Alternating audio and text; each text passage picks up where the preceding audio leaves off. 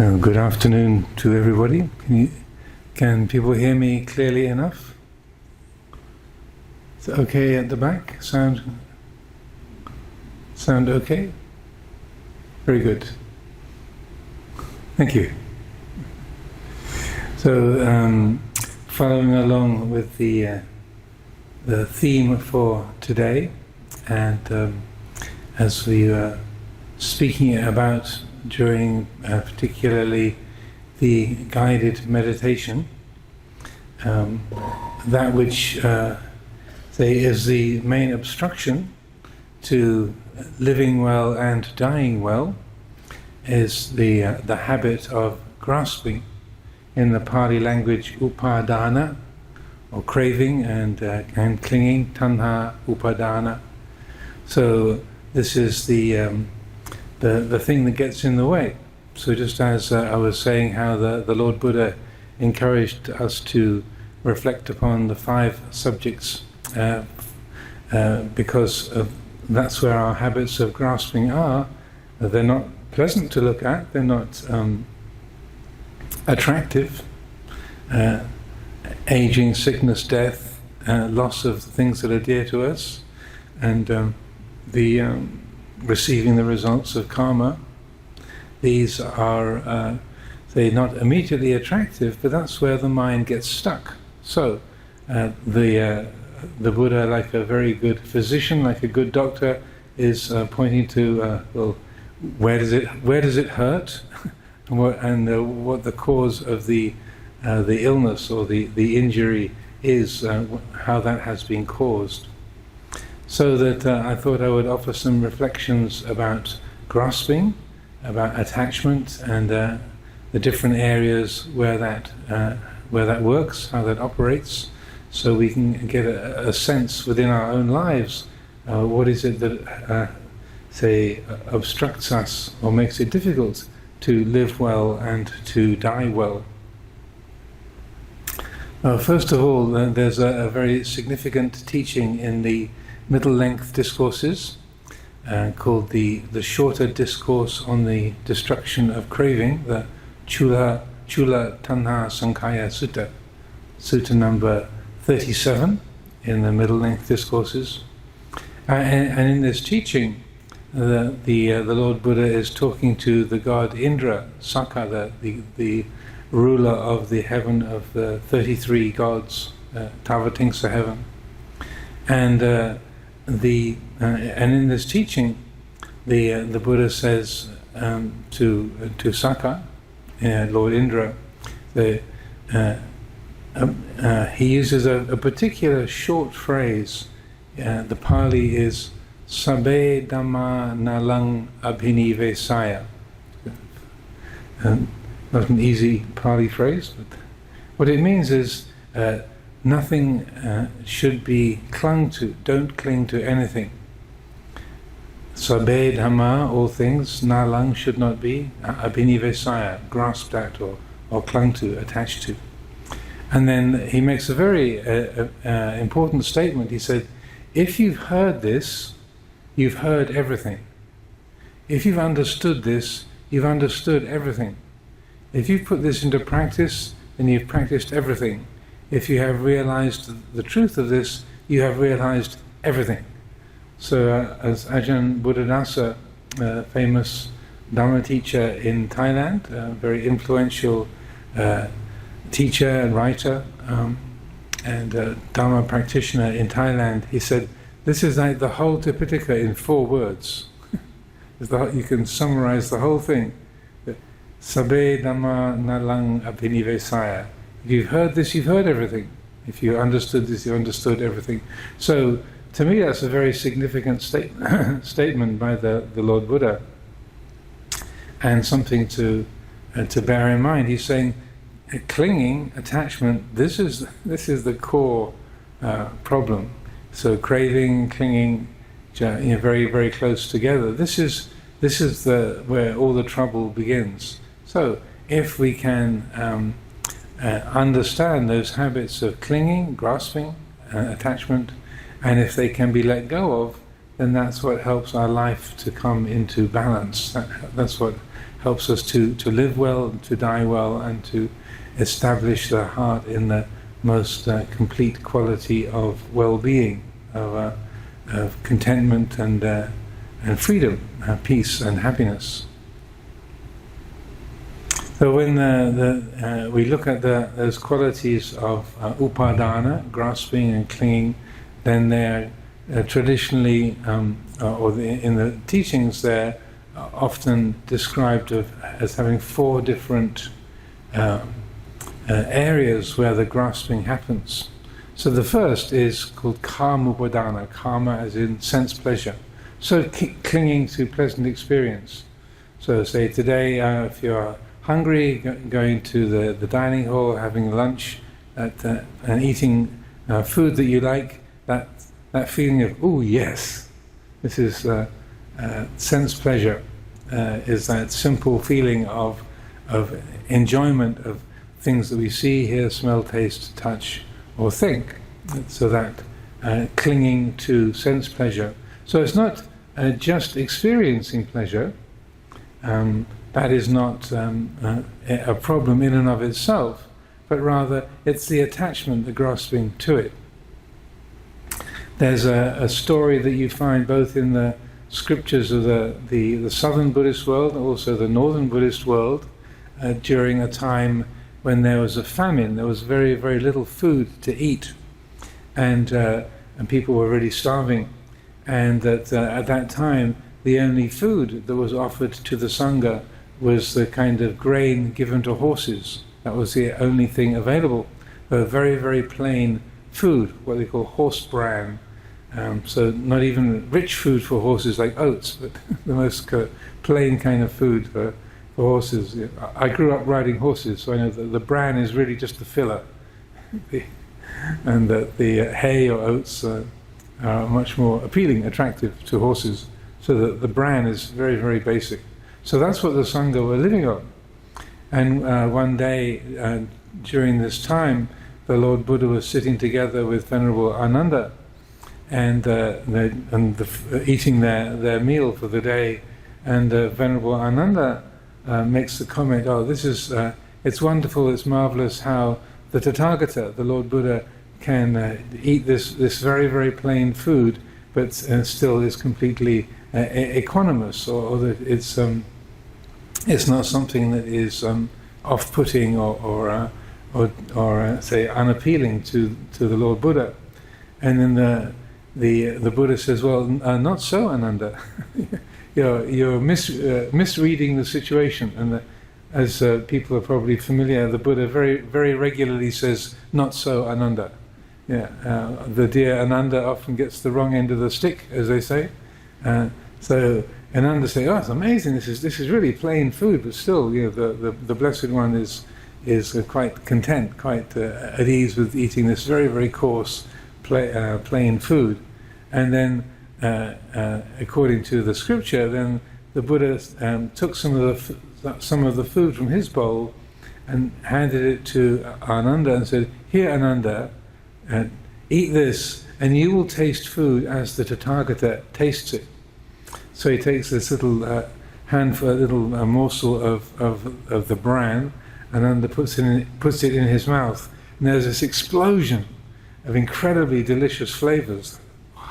And in the northern Buddhist text of this, it has such a powerful effect. Ananda doesn't eat for the next 7 days. It's like he's so overwhelmed with this incredibly sort of exotic and delicious, powerful flavors. And so in the southern Buddhist text, it's a little bit kind of less dramatic. But still, Ananda is, "Wow, this is amazing, this is extraordinary, how incredible." And the Buddha said, "Yes, but even so, even horse bran has this effect. The sense of taste of the Tathagata is extremely acute, very, very refined. But even though even horse bran tastes this delicious, this exotic and beautiful to the sense of the Tathagata, still the Tathagata's mind is undisturbed, is unshaken or unconfused by that powerful, delicious flavor." So I feel that's again a very useful, important story. So when we talk about not clinging, not grasping, it doesn't mean that we're trying to not feel or not experience things. So the Buddha, when he ate, the experience of eating was very, very powerful, strong, delicious flavors that he sensed, but he wasn't attached, he wasn't confused, he wasn't, say, carried away by those experiences. So when we talk about non-attachment, it's not about numbing ourselves or not feeling anything. It's about the attitude towards what we experience, what we see, hear, smell, taste, and touch. So the first of the four kinds of clinging, grasping, is karm upadana, K long A-M-A, karm upadana. The second kind is dit upadana. Ditti is views and opinions. So this is attachment to our beliefs, our views and opinions, that feeling of rightness that we can easily have. I'm right, you're wrong, I understand things, my point of view is the correct view. If you think differently, then you're wrong. So this is attachment to views and opinions. And this took me a long time to understand. When I first came into the monastery, I was very young, I was 21 years old, and I was under the impression that everything I thought was true, and that I understood things very, very well. And when I came into the monastery in northeast Thailand, then having conversations with the other monks and novices, they kept saying, well, that's just your opinion, or that's attachment to views and opinions. And I would feel like, no, it's not an opinion, it's a fact. And they would say, well, it's your opinion that that's a fact. These monks are really annoying.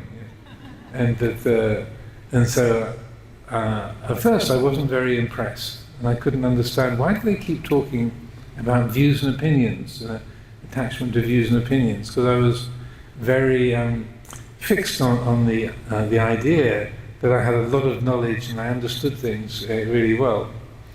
So anyway, after about 6 weeks or 2 months there in the monastery, I realized, something that I thought was true 2 months ago, now I realize is not true. And so, so if I'm right now, I was wrong then. So, but at that time, I thought I was right. So what does this say about all the things I feel I'm right about now? Oh. So that was a kind of helpful understanding, becoming clear that, I see, it's, the way you happen to see things in this moment is your point of view. Just like right now, sitting in this hall, you're sitting there looking towards me with the large Buddha image behind me. I can't see that because I'm looking in this direction. So we are affected by our point of view, just even with our physical eyes and where we're sitting in a place like this. So it's the same with how each of us views the world. So attachment to views and opinions is a very significant kind of grasping of upadana, dit upadana, and that even though we might have a lot of information to back up our view, we've got say a whole catalogue, a whole list of evidences, reasons why I'm right, and we can back up our opinion. Still, even though we might have the facts correct, the way that we are relating to that might be something that's destructive and unhelpful. Lumpur Sumedho has often told the story of how when he was a young monk in Thailand, and the normal way that Thai people are when they say in conversation or relating to each other, people tend to be quite polite, quite gentle, very non-confrontational. They avoid argument or conflict. They find ways around that. And at that time, a visiting monk arrived at Wat Nong Papong, Ajahn Chah's monastery, and he was very loud, used really bad language, and was very aggressive in his speech, very, very confrontational. and assertive. So it was really very, very different from all the other monks. And the young Ajahn Sumedho, he'd only been a monk for 2 or 3 years at that time, he was very upset. Oh, this monk shouldn't be this way. He's really loud, he's really aggressive, he's really obnoxious. He shouldn't be this way. Why isn't the Ajahn saying anything to him? You know, Luang Por Chah should scold him or correct him or tell him he shouldn't be that way. But he's not saying anything. So the young Ajahn Sumedho was getting disappointed with his teacher. So and nobody else seemed to be correcting this loud and aggressive monk either. So what happened was that Ajahn Chah went away for a few weeks to visit some other monasteries, and while he was away, then the young Ajahn Sumedho decided to bring this up at a Sangha meeting. And so the Americans are quite ready to be, or Westerners, but also generally Americans in particular, can be quite ready to be quite righteous and tell you what they think. And so at this Sangha meeting, the young Ajahn Sumedho asked permission to speak, and then made a long list of all the things that were wrong about this monk's behavior. And even though he had his facts correct, you said such and such on this day, and you were very rude to this person, and that person was very upset, and you just kept shouting at them. He had all his facts correct, but the manner in which he delivered that feedback was quite quite straightforward, quite forthright and aggressive in its own way. So when Ajahn Chah came back, then the message about this criticism that the young American monk had given to this the monk with the speech issues reached Ajahn Chah, and at the time nobody had followed up what the young Ajahn Sumedho had said. It just had been left in the air, and the loudmouth monk in a day or so had just packed his bowl and departed, having been shamed in public in that way. He was it was really embarrassing, very difficult for him. So he basically packed up his bowl and ran away. So Venerable Ajahn Chah called the young Ajahn Sumedho to one side and said, "You know, Sumedho, when you criticized that loudmouthed monk in that way, you were really out of order. Do you think I didn't notice what his behavior was like? Did you think that I wasn't aware of his unskillful speech habits?" He had been kicked out of every other monastery he's ever stayed in, and Wat Pah Pong was the last place where he could find a home, and now you shut the door on him.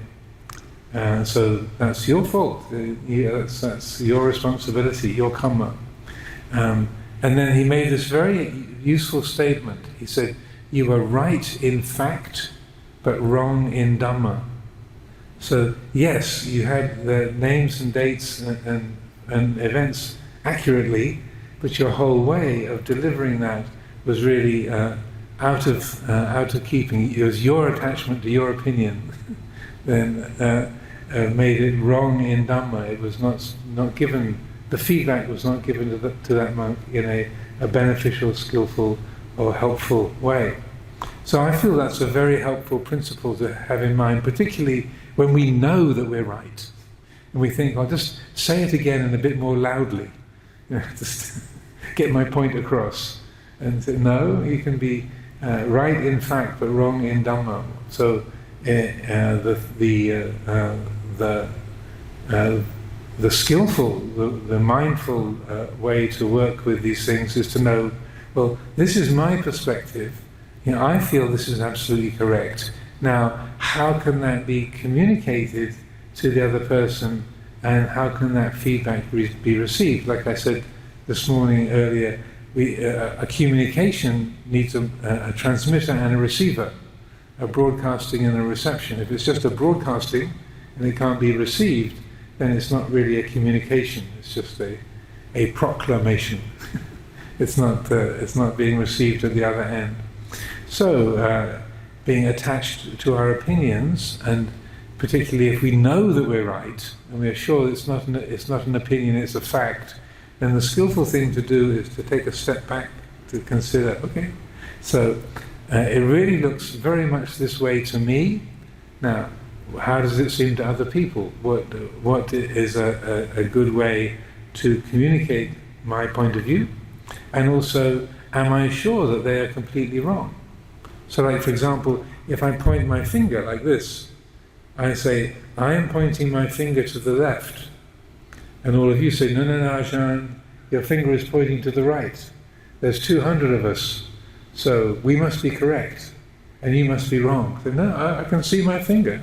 It's pointing to the left. Very simple example. You think, oh yeah, well, of course, duh. But how many times do we do that in our everyday life, with our family, with our friends, in the workplace? So this is dit upadana, clinging to views and opinions. Then the next one is called silabat upadana. So silapata paramasa is is one of the obstacles to enlightenment. This means the wrong grasping of religious conventions, or any kind of convention. So social conventions, like which side of the road is the correct side to drive on. Here in Singapore, there's your legacy from the British colonial power, then you drive on the left. Thailand, similarly, they drive on the left. Other places, they drive on the right. So, what's the correct side of the road to drive on? Depends in which country you are. But the convention is, okay, in this country, you drive on the left. So here we are in this beautiful monastery. What's the correct way to bow? So in the Chinese tradition, then one bows in a slightly different way than in the Theravada tradition. If you're in Tibet, it's yet another way. So what's the right way to bow before the shrine? Do you stand up? Do you kneel down? How do you bow? So silapat upadana is clinging to conventions. Think, no, I know this is the right way to bow, and the other lot, they do it wrong.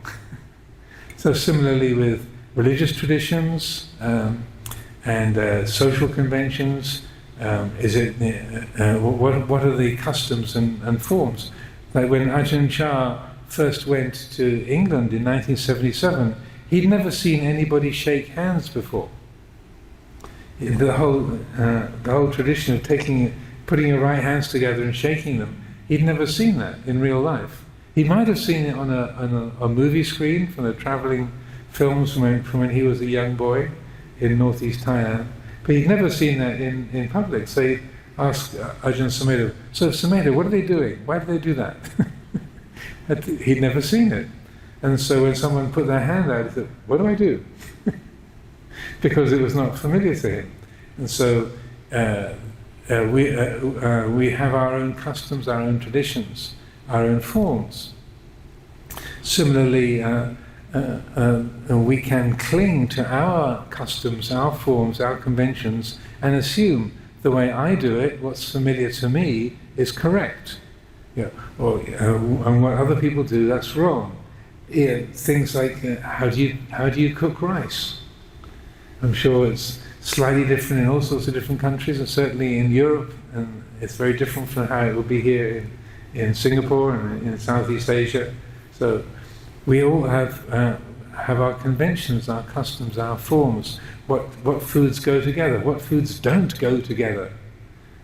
Yeah. And when you live as a Buddhist monk or as a nun, everything goes into your bowl, so you get some very interesting mixtures, some surprising mixtures, because all the desserts and the savoury things go together. So for an English person, they might think, lasagna and custard? That can't be right. But then sometimes you discover, oh, actually, they go together pretty well. You would never think of that, but then, and then people, oh, that's disgusting. One's a dessert, one's a savoury, but if they land in your bowl together and you have them at the same time, you can discover, oh, it's only wrong and bad if I think so. Otherwise, it's just this taste. Both of them are okay, and it's like this. So it's just my mind that says, this is the wrong mixture. It shouldn't be this way. That's not correct. So silabat upadana, clinging to conventions, customs and forms. So again, it's a matter of taking a step back and recognizing, well, this is familiar to me, this is the way I like to cook rice, or this is how I think people should greet each other, the way parents and children should relate to each other, the way a teacher and a student should relate to each other. This is what I've grown up with and feels right to me, but why should that be true for everybody? There are different customs, different forms, different conventions everywhere. So now it's an example that Ajahn Chah would give would be about money. You say, we think money is valuable, and we say this piece of paper is worth 10 baht, this piece of paper is worth 50 baht, this piece of paper is worth 100 baht, this piece of paper is worth 1,000 baht. They're all just pieces of paper with ink printed on them. And they only have value according to our human agreements. It's a convention, it's an agreement. And on the English money, in the UK, it actually states the agreement. I promise to pay the bearer on demand the sum of £1, £10, £50. So it states this is an agreement. This piece of paper doesn't really have value. It's just an agreement between the two people. So, and as Ajahn Chah would point out, he said, if we made chicken shit the currency, people would be collecting as much as they could, or they'd be fighting and arguing over how much chicken dung they had, and you realise that's true. that we give value to things, and then we argue and fight over how much we've got, or we're jealous of other people because they've got more than we have. So to get perspective on that habit of clinging to conventions, clinging to forms, what we feel is right and true, is very important. And then the last of the kinds of clinging, upadana, is called attavada upadana. So this is, atta is the self. So attavada upadana, attavada like Theravada, the way of the self. Theravada means the way of the elders. Attavada is the way of me, or like my way. So attavada upadana is clinging to the self-image, how you like to see yourself, and attaching to that as being real and good and true. And if other people see you differently, then that can be upsetting or irritating or intimidating, threatening. And so the attavada upadana is why we get offended by people being rude to us, or we get, say, inflated when someone affirms the way we think of ourselves. We go, oh yes, yeah. Ajahn Amaro, you're so wise, you're so kind, you're such a good monk. Oh yes, this very, very intelligent person, very good judgment. Yeah, and you feel flattered. This is attavada upadana. You're attaching to that kind of positive assessment that agrees with your self-image. Or if someone says, you're really stupid, you just say the same things over and over again, you don't really know what you're talking about, do you, Ajahn? How can you say that? And so then you're upset, you're offended by your self-image being, say, spoken out against. We feel irritated and intimidated. So attavada upadana is clinging to our own image of ourselves. So, for example, if I feel I've got to be seen as Ajahn Amaro, abbot of Amaravati Monastery all the time, then when I'm with my sisters, they don't see me as Ajahn Amaro, abbot of Amaravati. I'm their baby brother.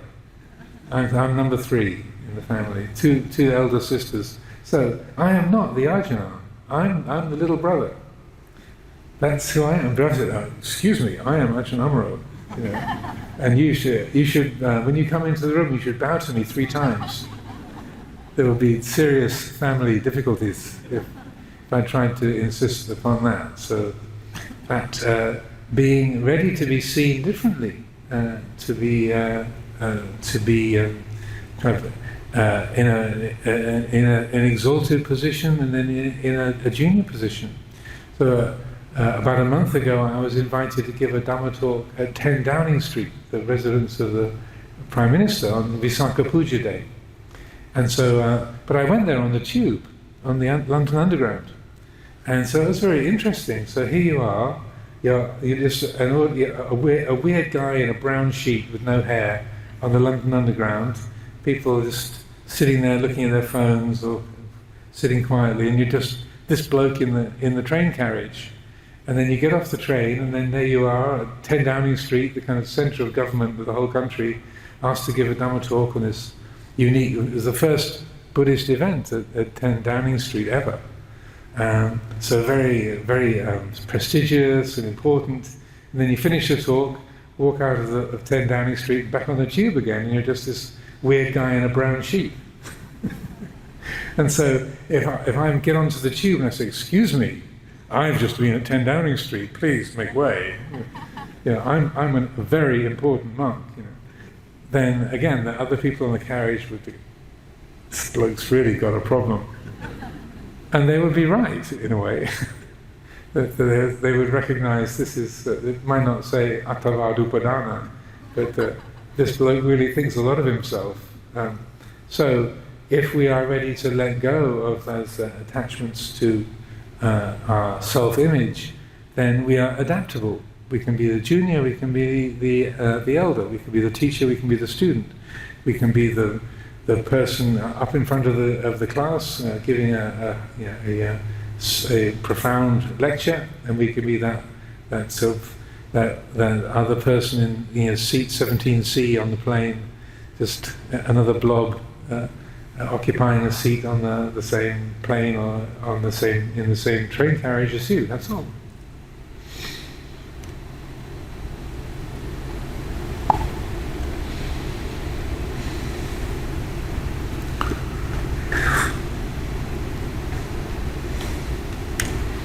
So within the practice also, we were talking this morning in the guided meditation, mostly talking about mindfulness of breathing and the development of focus in the present. But the other aspect of Buddhist meditation, probably most of you are familiar with, it's not just a concentration exercise, but also Buddhist meditation is built around the development of wisdom and strengthening that quality of awareness, that appamada, that quality of heedfulness or mindfulness and wisdom, which is the great balancing agent of our life. That's what helps us to live well, to die well.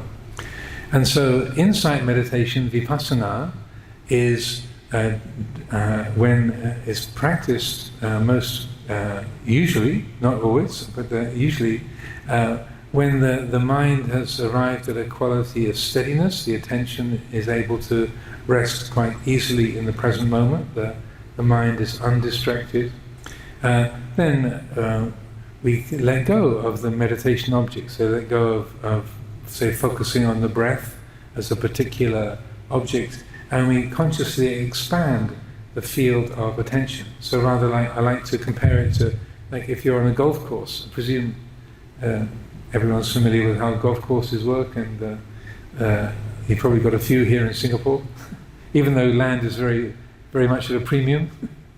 So on a golf course, you have a flag is there in the hole for each of the 18 holes of a golf course, and the flag is there so that when you hit the ball from a few hundred yards away, you can see the direction where you need to go. And so that the flag is like because you're far away, that's the direction to aim for. But then when the ball has got onto the green, the smooth grassy area close to where the hole is, which is your goal, which you're aiming for, then you take the flag out of the hole because you can see the hole, it's right in front of you. And so you don't need the flag to give you the sense of direction. So I like to think of this as being very comparable in meditation, that we need the flag of, say, the rhythm of the breathing, or in walking meditation, the feeling of your footsteps, to help get the attention near the present moment. And the present moment is like the hole on the golf course, that's what you're aiming for. So if you are close to the present moment, then you don't need to have the feeling of the breath to tell you that to give you the direction, because you're already here. The mind is not wandering off into the past or the future or into fantasy. It's paying attention to the present. So you don't need that marker, that indicator, that flag, so we can let go of the breath and simply open the awareness to be attentive to the present experience. Does that make sense? Hopefully. So comparing the meditation object to the flag on the golf course. So we can let go of the feeling of the breath and then sustain a quality of open awareness. And when we do that, then it's very natural for the attention to get caught by particular sounds that we hear or sensations in the body, or a random thought arises and we find the attention getting carried away by that. So within the traditional practice of insight meditation, we use those three qualities that were mentioned in the morning chanting: anicca, impermanence or uncertainty; dukkha, unsatisfactoriness or dissatisfaction, suffering; and anatta, not self. We use these three qualities, which are natural qualities of all experiences, all existent things, material and non-material, physical and mental.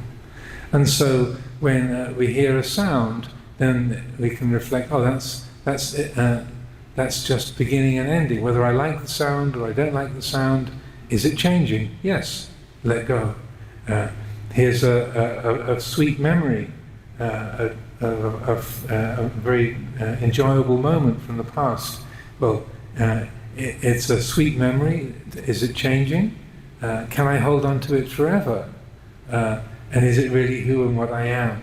So it's changing. I can't hold on to it forever. And it's a memory that's arising here. It's known here in this mind, in this heart. But it's not really who and what I am.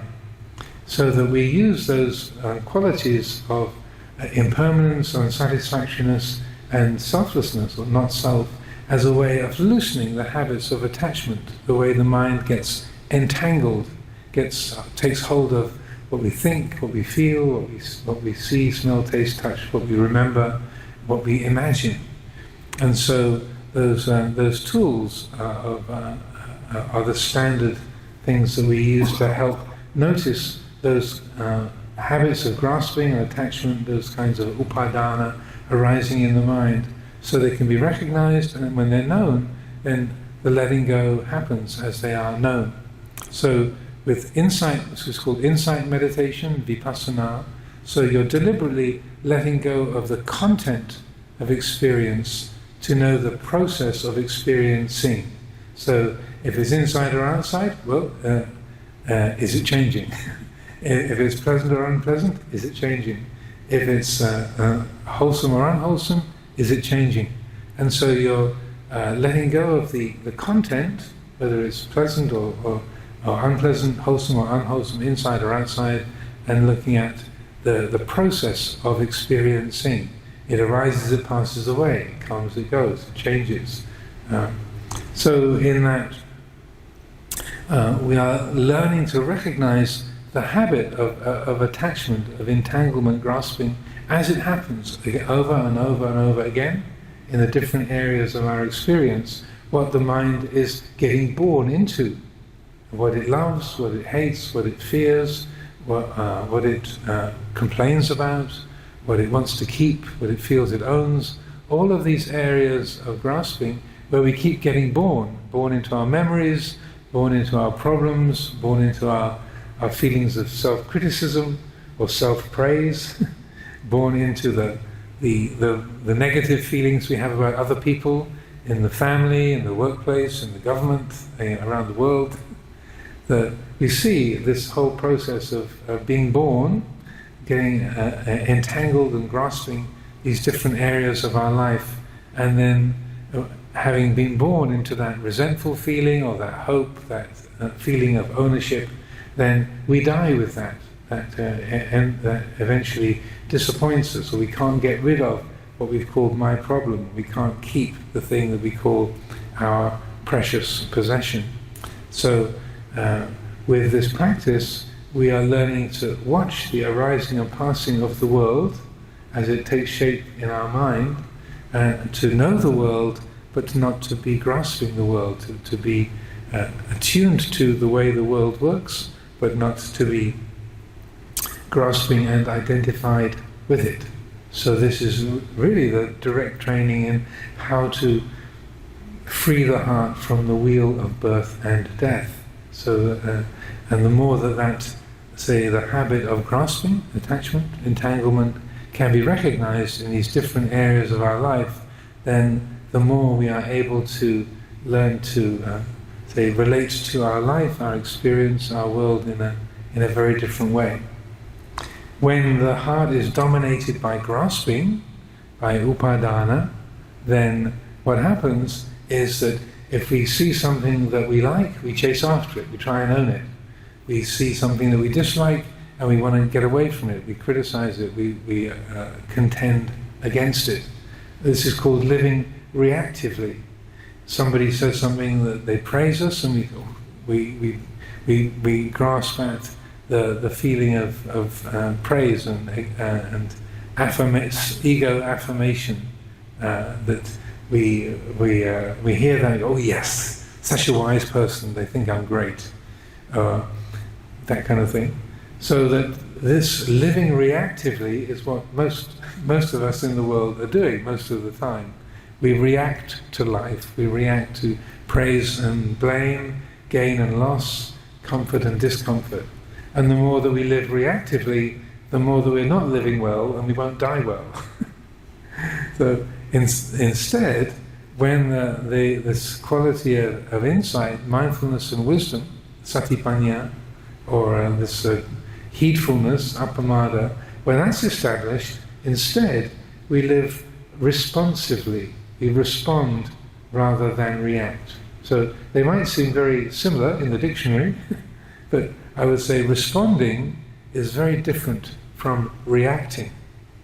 So to respond means when you are praised or something is very delightful, or this is delicious, rather than thinking, oh therefore I've got to get more, thinking, this is delicious, yeah, this is the feeling of enjoying the beautiful taste of this food, full stop. Doesn't mean I have to have more of it, it means I can simply know and be aware of this pleasant feeling. If someone criticizes us, then we know, well that's not very nice to hear, or that's a painful emotion, being criticized. That's what this feels like, it's an uncomfortable emotion, that's all. We don't have to argue with the other person, we don't have to feel crushed or rejected. We can recognize, oh, that's a painful feeling. So when we are living responsively, then there's more space around our feelings of like and dislike, gain and loss, happiness and unhappiness, comfort and discomfort. There's more space around our emotions, our thoughts, and the everyday activities of our lives.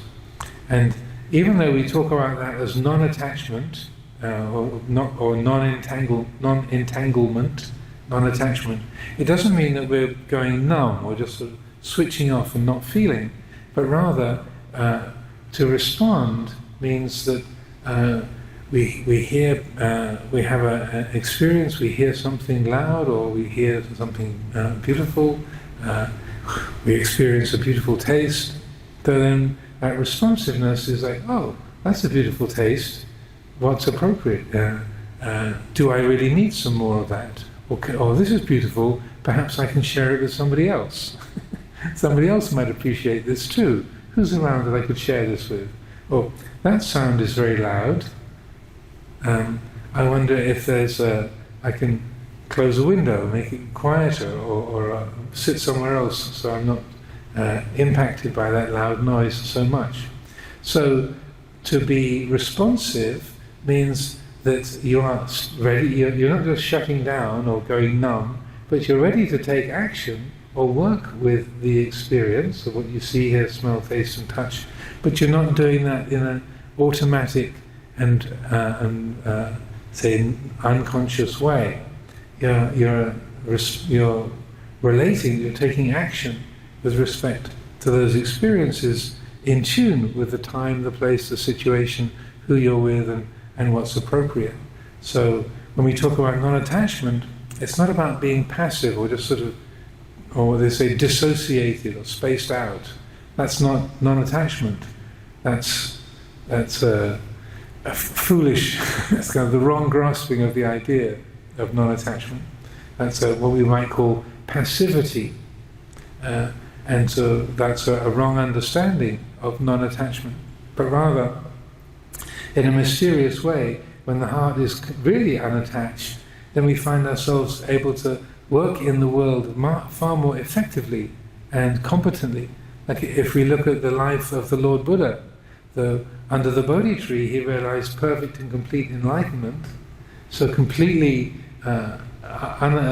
broke all attachments to the world, but then for the next 45 years he lived extremely diligently, very creatively, with the establishment of the Dhamma teachings, of the Vinaya discipline, the establishment of the monastic order, the lay community, and he worked very hard, tirelessly, in response to the needs of the people around him, the world around him, so that complete non-attachment, completely letting go of the world, didn't result in the Buddha just sort of spacing out or staying under the Bodhi tree or disappearing into a heavenly realm, but rather he stayed in the human realm, and then from that basis of non-grasping, he was able to function very, very effectively. His mind was more clearly attuned to what's useful to the living beings around him. He was able to respond very effectively, very creatively, with great initiative to the world around him, and so successfully that here we are 2,600 years later, gathered together to reflect on his teachings, pretty much in the same form as they were given in the northeast of India 2,600 years ago.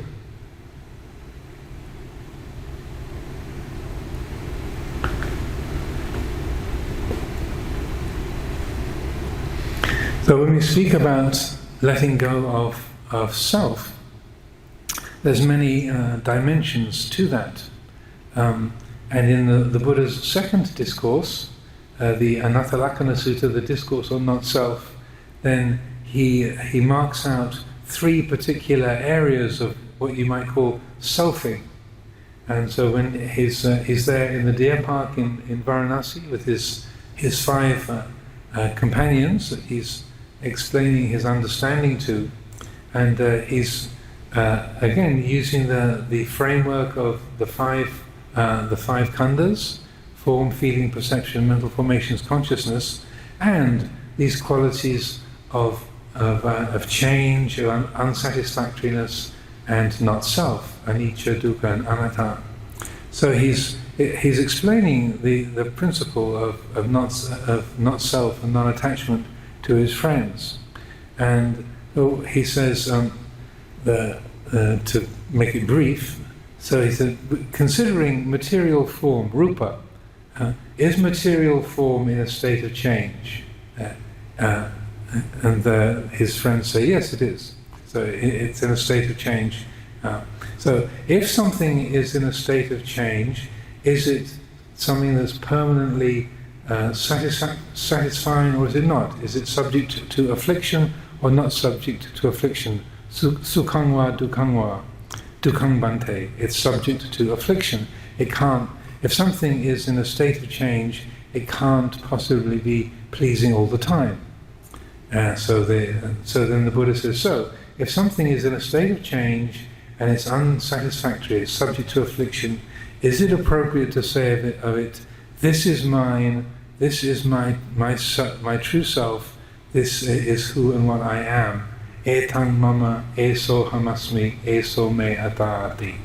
They said, no, hetang bante. No, it's not.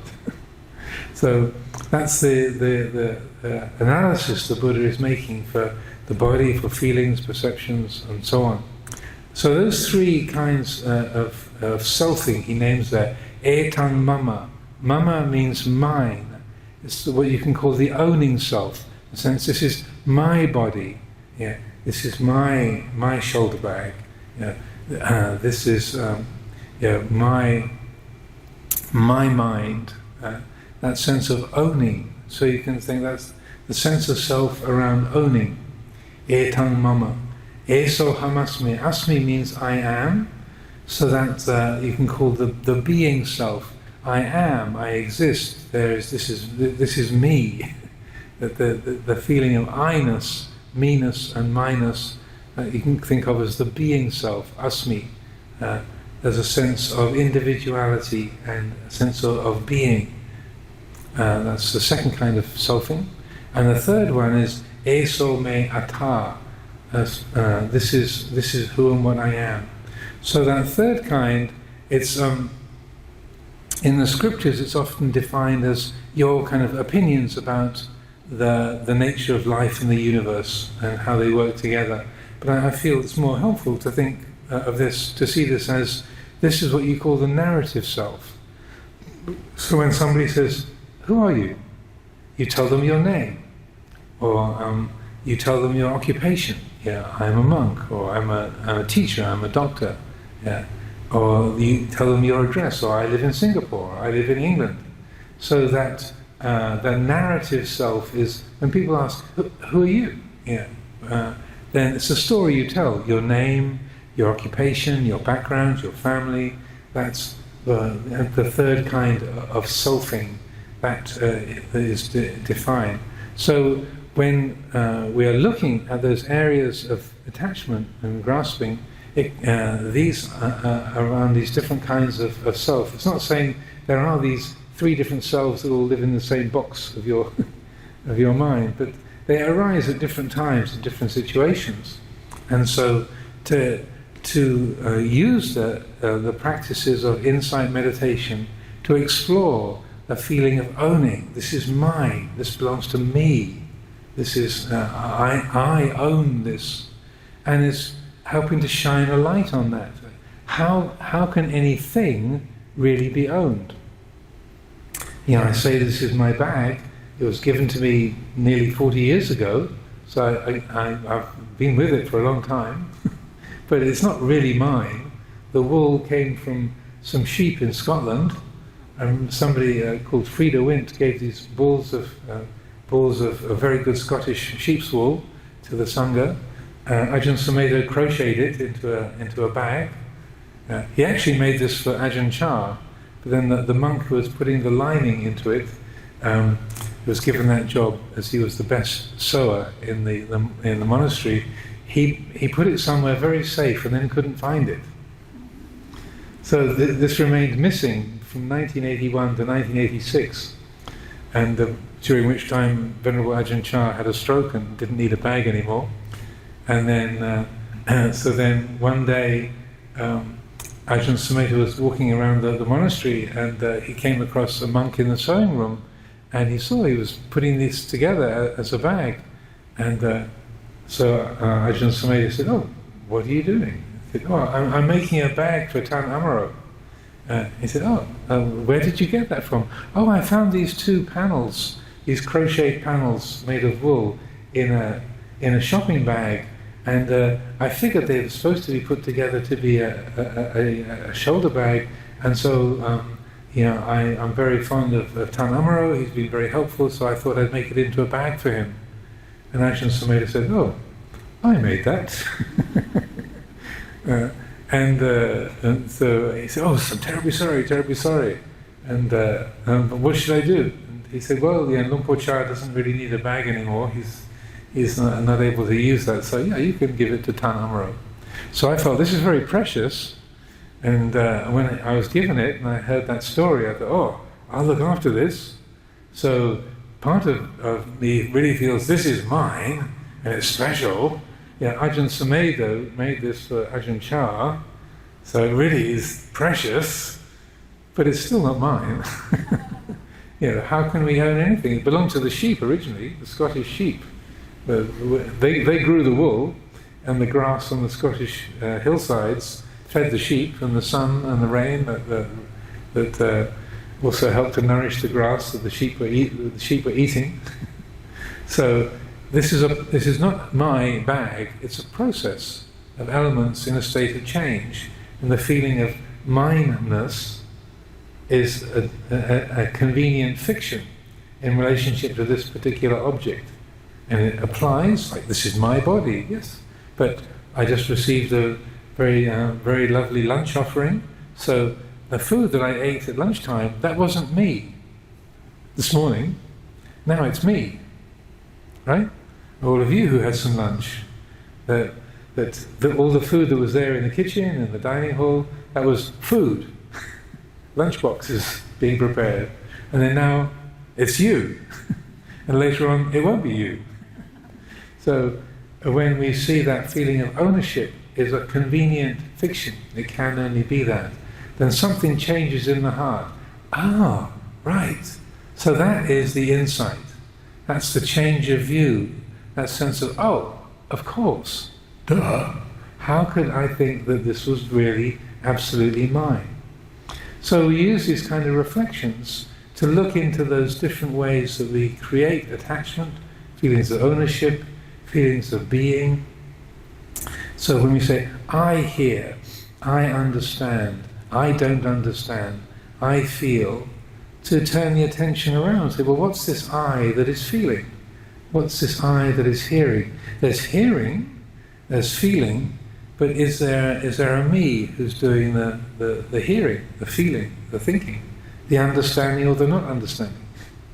So it's turning the attention onto those feelings of different kinds of self-creation, challenging them, and then as they are challenged, letting that awareness, like a bright light that when it's rained and the sun comes out and the rain evaporates, so the water, everything dries off, then that's like the bright sun of wisdom dries off those habits of attachment, those attachments dissolve.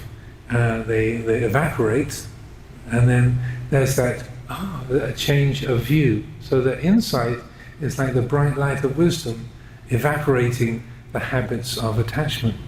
So when we talk about insight meditation, it's just that change of heart, that moment of, oh, of course.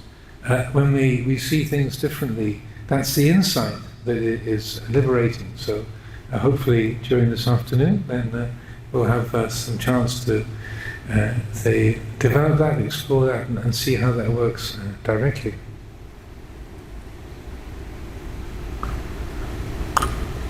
So those three are not the only kinds of selfing.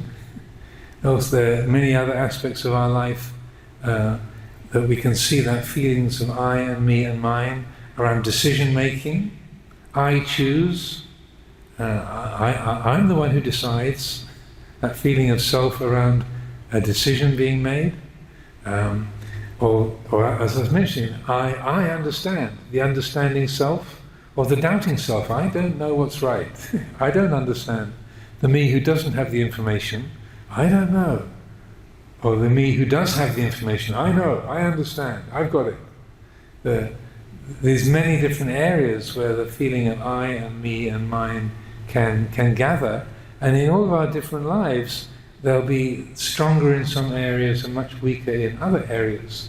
So I strongly encourage us to use the meditation to explore, well, what are the areas where that feeling of I-making and mind-making is really strong, really convincing, and again, to turn that lamp, the bright light of wisdom, to shine on those areas of grasping, of clinging, and to let that be revealed so that it can evaporate and the heart can be freed of those kind of attachments and entanglements. So it's now 2 o'clock. I've offered it's an hour of reflections, so I think that's plenty of my voice for a while. So please do stretch your legs, visit the bathrooms if you need to, and then we'll have a sitting period up until 3 o'clock. So please stretch your legs and make yourselves comfortable, and then we can gather back in about 10 minutes' time for the next sitting.